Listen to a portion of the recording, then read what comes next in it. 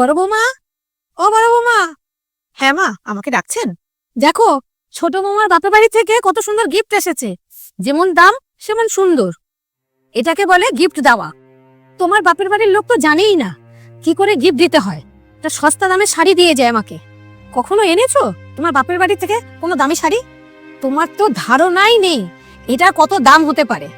আপনি জানেন না, আমাদের বাড়িতে সবসময় ব্র্যান্ডেড জিনিস ইউজ করা হয়। সে শাড়ি হোক, জুতো হোক, ঘড়ি হোক, ব্যাগ হোক, যেটা হোক না কেন। আর আমরা দেওয়ার সময় সবসময় সবাইকে ব্র্যান্ডেড জিনিসই দিই। কেন মা, আপনার মনে নেই আমার বিয়েতে আপনাকে যে ডায়মন্ডের নেকলেসটা দেওয়া হয়েছিল? এই শাড়িটার সাথে আপনি ওটা দিয়ে পরবেন, দারুণ লাগবে আপনাকে। হ্যাঁ ছোট বৌমা, আমার অনেক ভাগ্য ভালো যে তুমি আমার ঘরে বউ হয়ে এসেছো। এখন আমার সব স্বপ্ন পূরণ হবে। এবার মনে হচ্ছে আমি শাশুড়ি। আর এদের বাড়ি থেকে যা গিফট আসে তো পাতে দেওয়ার মতনই না। এই শাড়িটা আমি একটা বিশেষ অকেশনে পরবো, যাতে সবার চোখে লাগে। হ্যাঁ মা, একদম। আচ্ছা দিদি ভাই, তুমি কি এবার এখানে দাঁড়িয়ে দাঁড়িয়ে আমাদের কথা গিলবে, নাকি আমাদের জন্য একটু চাও করে নিয়ে আসবে? হ্যাঁ, দাঁড়িয়ে আছো কেন? যাও চা করে নিয়ে আসো।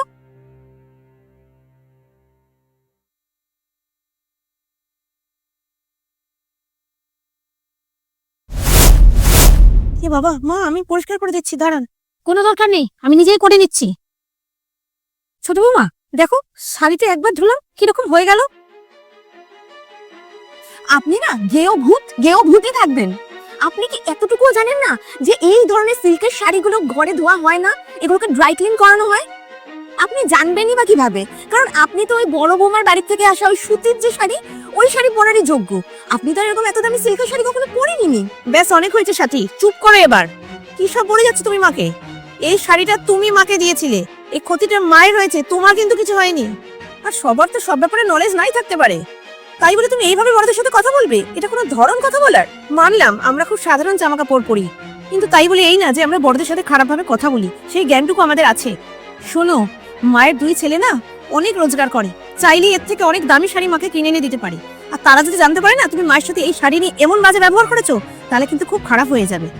আর একটা কথা বলবো তোমায়, কিছু মনে করো না। তোমার বাড়ি থেকে হয়তো অনেক দামি শাড়ি পাঠিয়েছে, কিন্তু তোমার বাবা মা তোমাকে ঠিক শিক্ষা দিতে পারেনি, যার জন্য তুমি বাড়ির বড়দের সাথে এইভাবে কথা বলছো। আর বড়দের সম্মান করা না এইসব গিফটের থেকে অনেক বেশি জরুরি। বড় বৌমা, আমার কথায় তুমি রাগ করো না, আমায় তুমি ক্ষমা করে দাও।